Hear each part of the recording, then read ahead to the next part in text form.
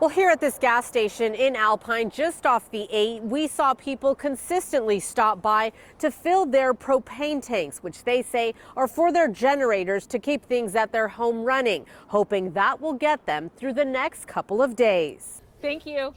With the threat of a power shutoff, families in Alpine did what they could Tuesday night to prepare. At this gas station, that meant filling up their propane tanks. I think it's inconvenient, but I think SDG&E needs to do what they need to do to keep everybody safe, and that's really all they're trying to do. Eileen Cotter says she lost power back in December during the last big wind event. It's a little bit minimal, so we keep our refrigerator and our freezer going and maybe one light in the house, and that's about it. So we're candles and flashlights on our phones.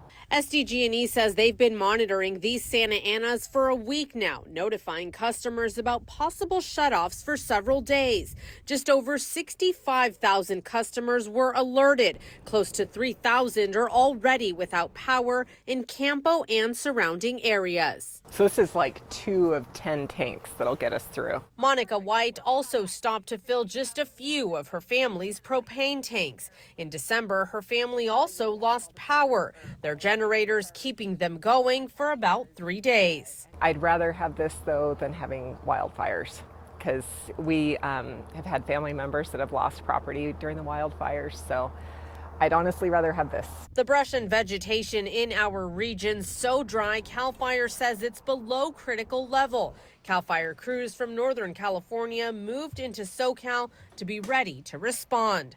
In Alpine, Laura Acevedo, ABC 10 News.